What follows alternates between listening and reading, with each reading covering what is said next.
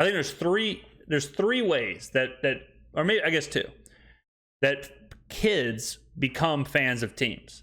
The first way, the most usual way, or I guess there's three. Okay. The first way, the most usual way, is whoever your dad likes. Like if your dad's a sports fan and he's a diehard Saints fan, more than likely you'll be a diehard Saints fan.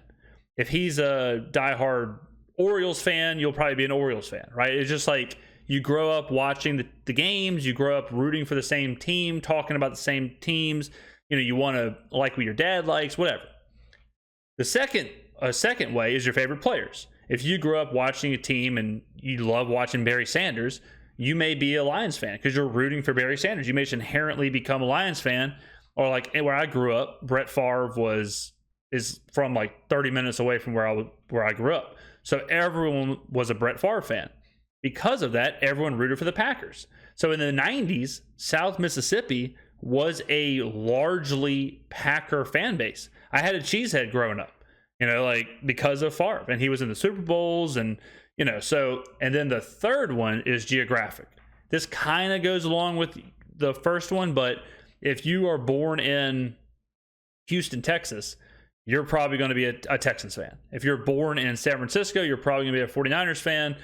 Obvious, right? So personally, I didn't have many of the three. So my dad was not like a diehard sports fan. He certainly was not a diehard Saints fan, but he did like to sports bet and gamble on sports. So I would routinely be rooting for a different team every week. You know, if we were watching the game together, he would be rooting for a specific score. You know, he'd be rooting for blank team to win by 3 points or blank team to not lose by more than 7. So I would just in turn do that. Then I became a fan of Barry Sanders. I loved watching Barry Sanders play. So I started to like the Lions, which was just random. And then when Barry kind of faded out, the Lions thing faded out, Favre faded in. I liked Favre, you know, and that kind of, I liked Peyton Manning, so I rooted for him. Then I was also an hour outside of New Orleans growing up. So I was always watching Saints games. And my grandpa's, who I really watched sports with, he was a diehard Saints fan. So I became a Saints fan. Then, and we're getting into like the real nitty gritty here. Then the Saints got really popular and I hated the bandwagon. So I was like anti-Saints. Then after that died down, the Saints were kind of whatever again. I started going to the Saints games and I kind of refound my Saints fanhood. I moved to New Orleans and really ramped up my fanhood. I live in the city. So now, you know, a tried and true Saints fan. Found my own way, which I think is the strongest fan is the one that kind of finds their own way and does it. But the Cowboys were a team that I did like growing up. I liked the pomp and circumstance. I liked the star.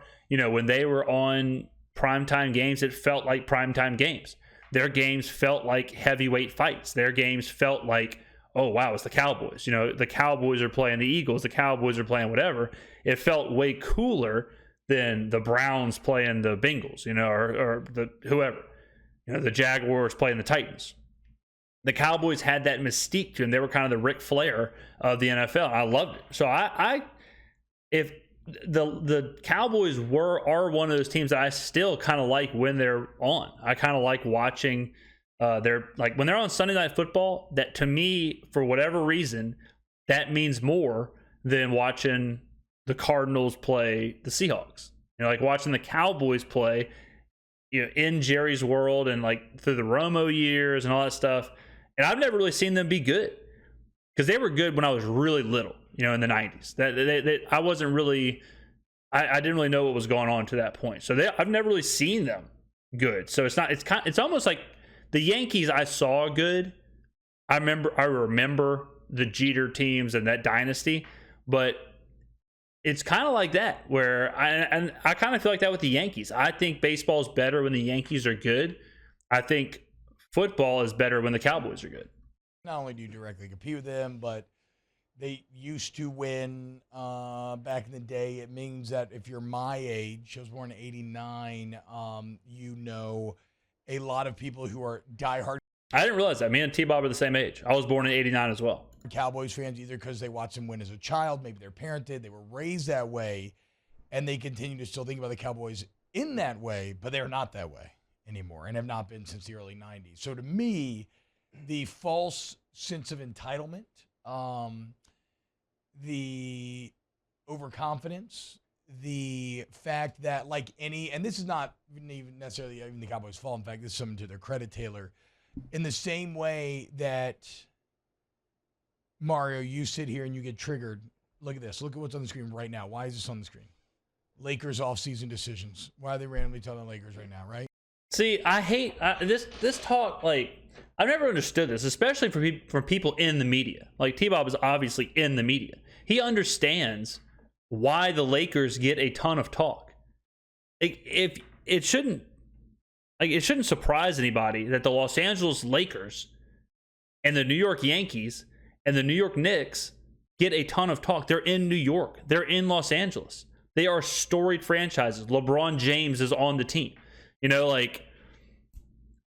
Of course. What do you want them to be talking about? Like, we're in the dog days of summer. Do you want ESPN? Do you think the ratings would be better if they were talking about the Houston Texans or the Jacksonville Jaguars or the Cleveland Browns or the Minnesota Vikings or the Winnipeg Jets? Like, do you think that ratings would be through the roof for those segments? Or do you think LeBron James, Los Angeles Lakers, New York Knicks, do you think that talk is what's going to get the ratings up? Of course. Like, the coast, I've never understood that. I've also never understood the idea of overconfident Cowboy fans. Every fan base is irrationally confident. Every fan base thinks their team is good. Every fan base thinks their quarterback is good. Every fan base thinks they should win every game. I've been saying for 4 weeks, that the Saints are going to win the Super Bowl, that the Saints are going to win the NFC. That is, if any other fan base heard me saying that, they'd be like, this guy is irrationally confident in the Saints this year. And I probably am. They won 7 games last year, and I'm over here saying they're going to go to the NFC Championship. I think it's weird to be like, those cocky Cowboy fans. Browns fans are cocky. I'll give the Cowboys this. They have been relevant my entire life. Even though they haven't won anything, the Romo years, they were exciting, they were relevant, they were fun. The Dak years, they've been relevant, they're fun. They really don't. They had a stretch there before Romo where they were putting out some pretty bad product, like the Quincy Carter, Chad Hutchinson years. But okay, they do the same thing with the Cowboys. Yesterday, Taylor, what made you? Oh angry? my God, Mario, you would have lost your mind. Yesterday, when the show was over, me and T-Bob were in here, and they were comparing who had a better career, LeBron James or Tom Brady. Why? Aye. But here's the deal.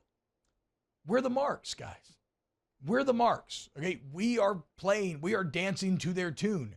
When you get mad and you hate watch, you are doing that. When I get mad about the Cowboys and I hate watch, I'm doing that. You would like so they're doing it. Nothing they're doing is by accident. It's like when these corporations do something and people get mad at them or happy with them. It's like, guys, they're not doing it because they think it's good or bad from a moral or ethical standpoint. They're trying to make money. Yeah. They're just trying to put a product on the TV. What do you think is easier to talk about for these analysts? Like, hey, compare the two GOATs, the current GOATs, LeBron James and Tom Brady. Compare them for 30 minutes. That's a lot easier than, hey, you mind breaking down the secondary of the Atlanta Falcons? And who's going to watch that? Falcons fans. They're going to watch that. But what is more for ESPN? Falcon fans or LeBron James and Tom Brady fans? People take that kind of stuff way too personally when television decisions and rating decisions and all that stuff they do it for a reason. They know what they're doing. They know what gets ratings. It's the same stuff with, I say it all the time, but I get aggravated with the Skip Bayless, the hot take, with the analyst or whatever, but that's what people watch. People watch two people screaming at each other with really no substance. They don't want to watch the the super in-depth stuff that I tend to watch, but I'm in the minority of that. I understand that. I don't need, I don't expect ESPN to go into in-depth stuff that I watch on VSiN. I watch a ton of VSiN, their content. That's where I go to get my sports stuff. I don't go to ESPN. I understand it. I'm not mad that ESPN is putting a certain thing on their TV. I'm not mad whenever it's like, can you believe the Cowboys are on 6 primetime games this year and the Cardinals are only on 2? Like, no, that makes perfect sense. That makes perfect sense of why that would happen. And they have analytics and the most advanced amounts of data that tells them how to make that money. And they know if they talk Lakers, and I see this a little bit in snaps, where sometimes, like right now, bro, if you talk about Colorado and Coach Prime, you do numbers. It is insane. Which really speaks to Coach Prime, which, by the way, do we talk about how he might have to have his foot amputated? Oh. Yeah, and that's another thing you got to think of, too, is everything. It's not just TV. Everything is like what's clippable, what's social media-able, what is able to put in a 40-second clip, what's able to be tweeted. I know just from my channel, certain videos, certain buzzwords, certain whatever that are going to do really well. And I know certain ones that aren't going to do really well. Like we did last week, we did a video on Jordan Love. And I knew like this video is just going to be kind of whatever. It was fine. You know, I'm open to talk about anything. I don't really care about the numbers that much, but I knew, like when we talk about, I don't know. I mean, when we talk about Derek Carr and the Saints, like that's going to do different numbers than Jordan Love, because people who watch this channel probably don't care about Jordan Love as much as they care about Derek Carr. You know, so it's obvious. And then all that to say that what they're putting on ESPN, like LeBron James and Tom Brady, they know, okay, we can turn this into an Instagram reel. We can turn this into a Snapchat. We can turn this into a TikTok, and we can use the keywords of Tom Brady, LeBron James, GOAT, whatever. And they know that's going to be very, very good analytically. That's going to be way better analytically than whatever the defensive back's name is for the Pittsburgh Steelers. You know, like it's all an algorithm. It's all based on that stuff. It's not, and it's just crazy that people don't get that yet. So apparently he's not. I know he's not. But going into this surgery to straighten his toes, they basically told him, look, one of the risks that you could run here, this thing could cascade. If we go in there and operate again, and who knows, you may end up losing a foot. I mean, just absolute insanity. And who knows, he may be so good. Like maybe even the story about how he's not going to is just to kind of quiet down any concerns that people may have had. I don't know, but that, I mean, that speaks to Coach Prime though, because when has Colorado football ever moved the needle? And they're not going to be good this year. Colorado is a great inversion, or an example of an inversion in popularity and how good they are. Colorado, I'd be shocked if they won 5 games. And a lot of people think they're going to be the best team in the Pac-12, and they can't stop talking about Colorado. The team is bad. You know, Deion Sanders is an exciting coach. He's a fun soundbite, but when that team could start off 0-4, 0-5 in an ugly way, they have a tough schedule. So all of a sudden, it's like these soundbites aren't that fun anymore.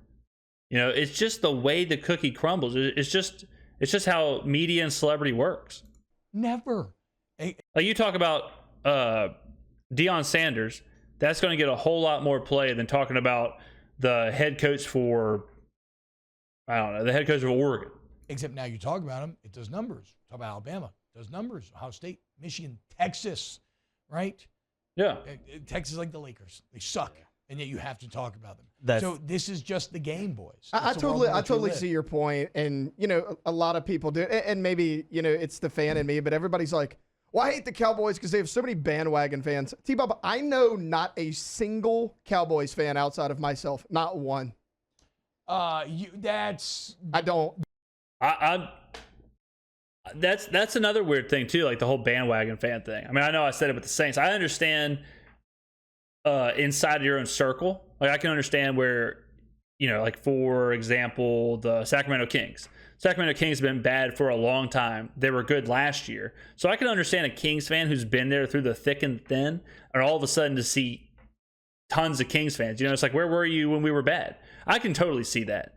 But bandwagon fans of other teams, to me, that's more of a like, when I hear people here in New Orleans or back in Mississippi, when I hear people and they're like, yeah, we're big Patriot, we're big Patriots and Patriots and Yankees fans. It's like, no, they're pretty casual fans of the sport. Like they're not really, you know, they're not really invested. If they were invested, they wouldn't be doing that. You know, so it's almost like It'd be like if you're a movie fan, like a cinephile, and it's like, what's your favorite movie? And someone says, my favorite movie is Jurassic Park. You can assume like, okay, they're in it for the fun. They're not a huge cinephile. Otherwise, they wouldn't say Jurassic Park is their favorite movie, right?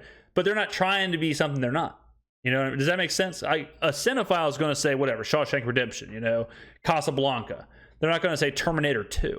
So I think a fan who's on the fringe of sports is much more likely to say, yeah, my favorite team is the Patriots when they're from Mobile, Alabama, you know?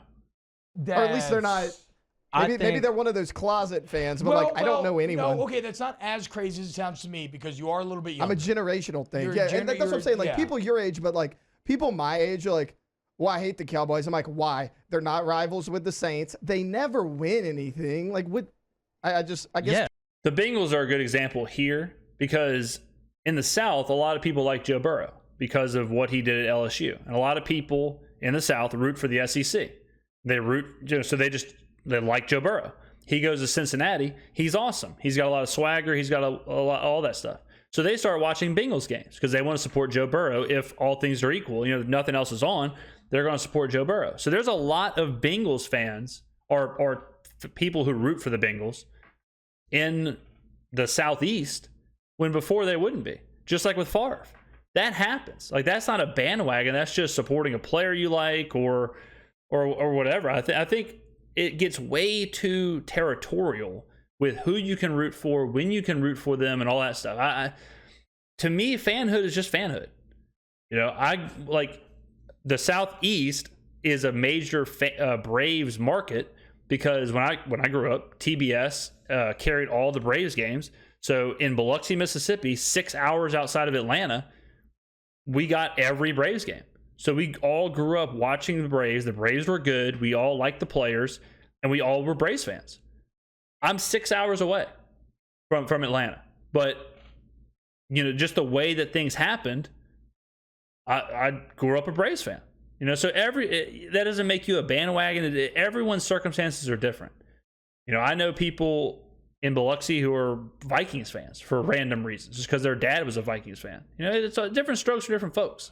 Yeah. People my age, I'm like, why? No, exactly. That's like people coming up to me and saying I hate the Pelicans. Like Taylor's fandom of the Cowboys is not very different from my fandom of the Pelicans. No, it's not. Since '96, they've won 3 playoff games. I think the Pelicans, since they've existed, have won 2 playoff series. Like Taylor didn't get to experience any of the good, but he still has to deal with all the remnants of the bad. Correct. And for that, that's my funny part with the Saints is that I was a huge Saints fan when they were absolutely terrible with Aaron Brooks and Jim Haslett and all them.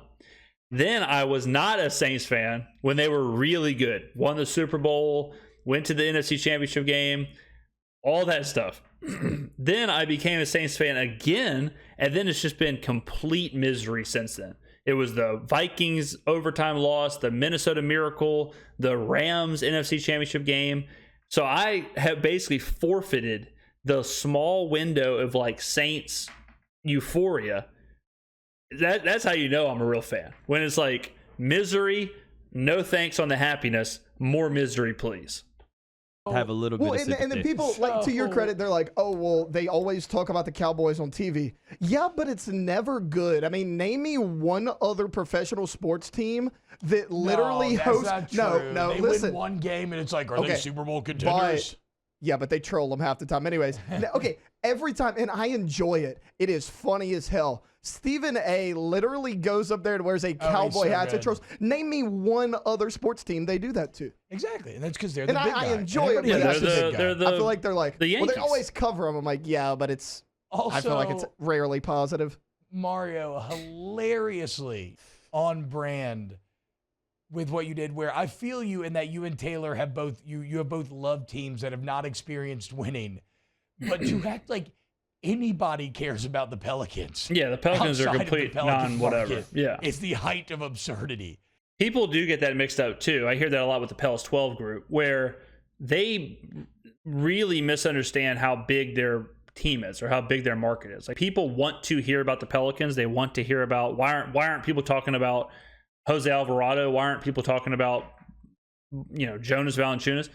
The answer is because no one knows who the hell they are besides those fans. It's the same with I keep saying the Kings. The Kings were like what, the 2 seed last year, something like that, 3 seed. I know De'Aaron Fox. I don't know much else, but I bet everyone in Sacramento can name all 13 players on the roster. It's just people get a very inflated sense of how big their team is. Pelicans fans do that a lot. They feel like no one's talking about us. It's like, what? No one cares. No one cares about the Pelicans. No one except in those independent and individual markets. That's really kind of how it should be. The Pelicans might as well not be an NBA team to about 80% of NBA franchises. Yeah. The only reason why 80% of teams are like that is because they've had 2 number-1 picks that they've arguably wasted. Like, those are the stories that touch it with the. It's not even Pelicans, it's Zion stories. That. Yeah, well, like the Raptors. The Raptors won a NBA Finals a couple years ago. How many Raptors can you name right now? I don't know if I can name a starter. Is Fred VanVleet still on the Raptors? Is Pascal Siakam still out there? I don't know. I don't keep up with Toronto. I don't know anything about Toronto. When they were in the finals and they were winning, people did. But 80% of NBA teams, 80% of the NBA fan base does not care about it at all. That get talked about in the national news. So I feel you've been a fan of a team that's been awful, and it's your favorite team. So you and Taylor are similar in that way. But you are not walking around dealing with the hate of people like, oh, I just can't stand those. Yeah, I can't stand those damn New Orleans Pelicans. You're right, but he's right there. Like I take all the backlash without the winning, because it's like Mario said, like people are like, who's your favorite NFL team? I'm like, the Cowboys. Of course they are, because they win. Yeah. I'm like, what the hell if they won? Yeah. Well, I get disappointed every year. Like, leave me alone. I guess it is a bit ironic because, like you said, to your age, everybody's your age grew up Saints fans because the Saints are winning, and the Saints are awesome. And so no longer were people from Louisiana driven west to Texas to go find a football team to cheer for, because they had one right here in the South, the Hall of Fame quarterback, Hall of Fame coach that was winning. And so, well, I don't know about Hall of Fame coach. We'll see. But Peyton, he's a Hall of Fame coach. But yeah, so that actually, you're right. I do almost, but I'm not from the generation, And my old man, it's funny, he doesn't hate any NFL team except for the Cowgirls. That's what I can't discount in a person. Well, now, is that the reason, like a similar reason to you? Is that because I know? Yeah, I was raised with hate. I was raised to hate that team. That's kind of what I was talking about with the first thing. A lot of how people's sports, like a lot of their allegiance and loyalty is from what was passed down to them. If they're taught like, we hate the Yankees, they buy wins, they do this and that, that's just going to be how you grow up and feel. When I was growing up, like in the mid-90s, Michael Jordan was the greatest thing in the world. Him and King Griffey Jr. Every kid in Biloxi, Mississippi had a Michael Jordan jersey and a King Griffey Jr. jersey or King Griffey Jr. shoes. Like we weren't Bulls fans, but we kind of were for 5 years, and then that was it. Like I didn't care about the Bulls after Jordan left. I don't care about the Packers after Favre left. But for a few years there, you're a huge fan of that. Some people hold on to that. Some people continue the fanhood. It's just a weird. Pro sports, I think, are the most fluid fanhood. College sports, I think, are much more rigid. It's like if you didn't go to the school, why do you like the school? But pro sports, I think, can be very fluid. Teams. No, I'm saying, but like your dad, the reason, especially with fantasy football and sports betting, especially with that. Like, a couple years ago, I had the Montreal Canadiens to win the Stanley Cup, and it was the year that they went to the Stanley Cup and lost to the Lightning. And I was the biggest Canadiens fan of all time for a season because it was such a fun ride. It's like, man, all of a sudden these players are my guys and they're winning me money. Like they're winning. This is fun. And then it's over and that's it. So like it can shift like that too in fantasy football and betting. If a team or a player wins you a ton of money, all of a sudden then it's like, that's my guy. I'm always tied to them because of that, because of what they did for me. So there's so many wrinkles with pro sports. Gabe, is that his reason as well? Like the whole North Louisiana kind of shift into. He used to hate it. He used to hate Louisiana people that cheered for the Cowboys.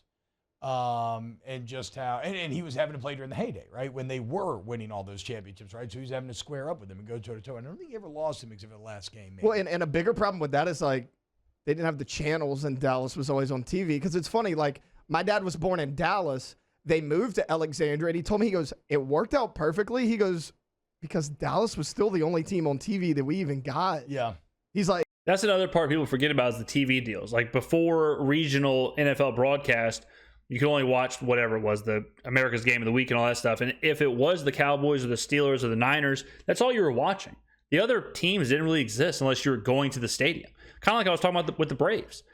In the mid-90s, the MLB network did not exist. I couldn't just watch whatever teams I wanted to watch. So I was forced to watch the Braves and listen to their local broadcast. So of course you're going to be a fan of those teams. he's like, and I grew up a Cowboys fan. He goes, but a lot of people that I lived with, he goes, they were converted because of that reason. He's like, Yeah. what are you going to do on Sunday? You're going to watch the Cowboys.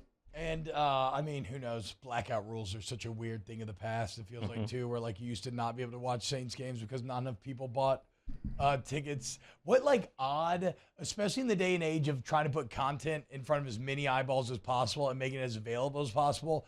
How funny is it that we used to kind of finger wag at cities and say you're not allowed? Like you were just about not growing the brand. Like you're not allowed to watch this team because not enough of you were willing to buy tickets. I mean, they still black out teams. Like the MLB Network blacks out. I mean, that to this day is like that. It's ridiculous. Hey, how about you win some games? Okay, make me want to buy a ticket. Well said. I think for this conversation, what y'all are talking about, like North Louisiana people cheering for the Saints and not the Cowboys, 2006 was a big turning point.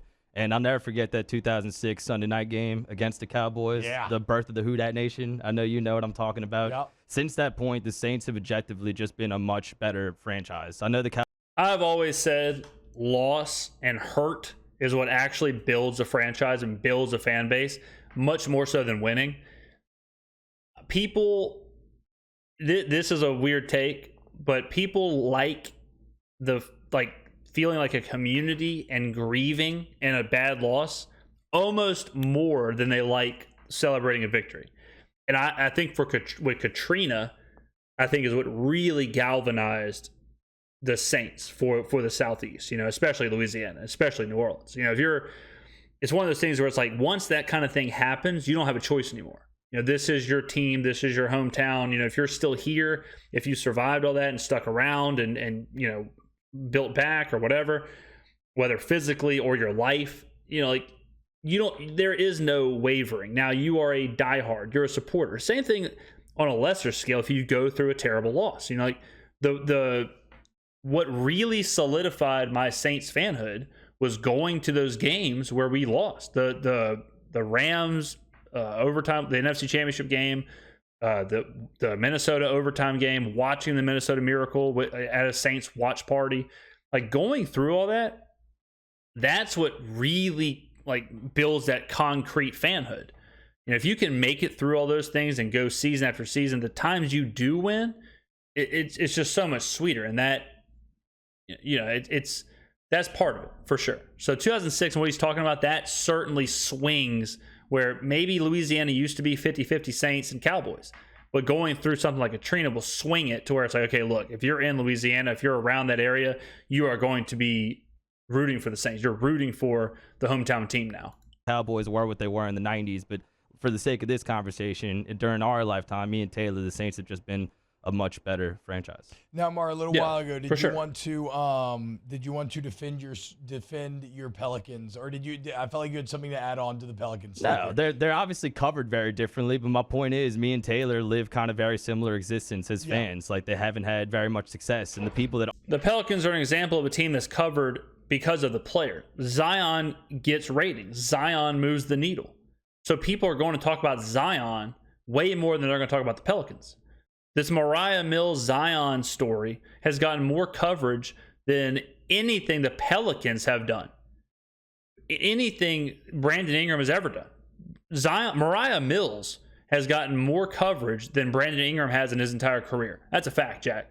are talking about it on a national stage normally don't know what the hell they're talking about. Me and Taylor have to suffer with it.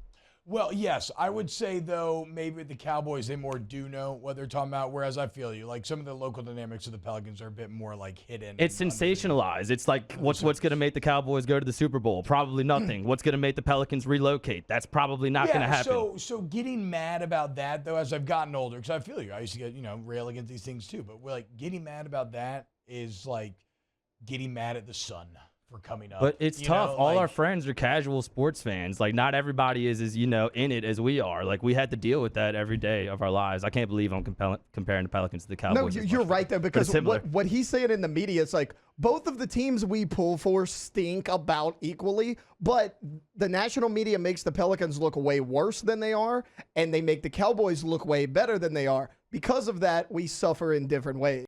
They're equating relevancy to being good. Like, the Pelicans aren't talked about not because they're being like desensationalized or whatever, but it's because they're irrelevant in the national media landscape. The Cowboys are talked about because they are relevant. Like that's what they're missing. It has nothing to do with being good or being bad or whatever. If the Cowboys are bad, the Cowboys they're gonna move the needle even more if they're bad. If the Cowboys were 0 and potentially 0 and 17 or whatever, that would be nonstop talked about. If they were on the opposite side, if they were undefeated, that would be nonstop talked about. It's the same with the Lakers. Like, wherever LeBron James goes, he's going to be talked about. It has nothing to do with good or bad or making a team sound good or making a team sound bad. It's strictly business. I totally understand what he's saying. People are like, oh, well, we hate the Cowboys because they're always hyped up, or you're a Pelicans fan? I didn't even know they played basketball. So it's like, I get what he's saying. So what I would say to y'all is this, because you're not wrong in the sensationalized aspect, but I would challenge you, find me anything in the age of for-profit media, and we do it on this show, find me any coverage that isn't sensationalized. Find me the coverage. They're sensationalized. I can go ahead and tell you this: coming into this NFL season, if the Saints are bad, that's probably going to be better for my channel because we're going to be just eviscerating all these people, and it's going to be the hottest topic.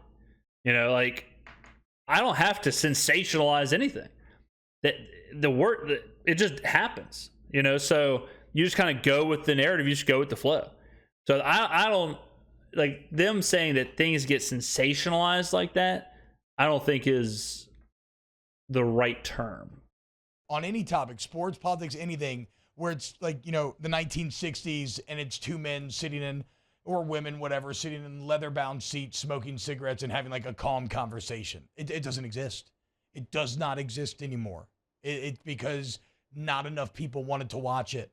And you can be mad about it, you can rail about it, you can complain about it all you want, but ultimately we lie in the bed that we made for ourselves. It's like people get mad about politicians. Why are they so extreme? Why can't they be? Because we vote that way. Because you act that way. Like, you get what you freaking deserve. I will say too, like, I've always thought it was weird whenever, especially in today's day and age, where it's like, why won't ESPN talk about the Pelicans? There's so many different channels to get Pelicans stuff now. Why are you watching ESPN? There are how many different YouTube channels are strictly devoted to the Pelicans?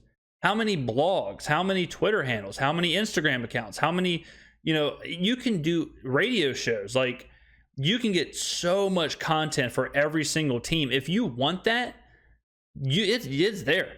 You don't have to watch ESPN. You don't have to watch Fox Sports and hope, man, I hope they talk about the Pelicans on Colin Cowherd today.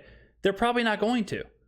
They can't talk about every single team in every single sport. It's the same like when people are like, man, I wish they covered the MLS more on ESPN.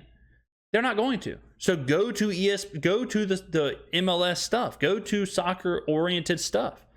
Like, you have options. You don't have to just watch the national media. You don't have to just watch the 30-minute shows. You don't have to watch Mike Greenberg on Get Up on ESPN and hope they talk about the Columbus Blue Jackets. Go to the blogs. I guarantee you right now there's 1 million Columbus Blue Jacket YouTube channels that are just covering the Columbus Blue Jackets. Don't wait on Mike Greenberg, Okay. And so over time, us as human beings, and this is not anything new. Go look at like the yellow journalism, of like newspapers back in like teens and everything. Like this is day one type of stuff here. Now, now, stuff always goes in waves. And so maybe you've had times in society where you have had a more intellectually accepting society and it's been a bit more rational, a bit more calm, but certainly not in the internet age and certainly not in the for-profit now cable television age. And so, yeah, find me any subject will be discussed on Get Up, First Take. Look at Mad Dog's face. Find me anything that will not be sensationalized. Look at his face. Yeah, like if I was a Mets fan and I wanted to talk in depth about the Mets rotation, I wouldn't go to Get Up to listen to it. I would go to the Fan. I would go to WFAN. I would listen to Mike Francesa or whoever else really go into that market. You can listen to their radio stations or you can subscribe to their podcast or whatever. Like, it's just so easy now. I mean, like, I don't know. I mean, to me, this is one of those moot points where the game has changed. The game being media has changed so drastically. What they're talking about, like mass media or like the big platforms like ESPN or whatever. How is that? How is that? Who they're covering and all of that? How is that still a conversation? I love the Mad Dog concentration face. Sometimes I catch. All right, well, this video has gone on way too long now, but let me know what you think. This is really going in a million different directions. This was more of a just like, let's have a big, long, fat conversation. So this one, I guess really what we talked about here was how people choose their fanhoods and what makes a fan and things like that. So let me know in the comments all your thoughts and musings and whatnot. Sometimes it's good to have a nice 40-minute discussion. So thank you for watching. If you've made it this far, drop a comment and just tell me, did you make it here? Did you make it to the end of the video? If you did, you are an absolute hero, an absolute legend. Thank you very much for watching. I will see you on the next one. I promise it won't be a 40-minute one.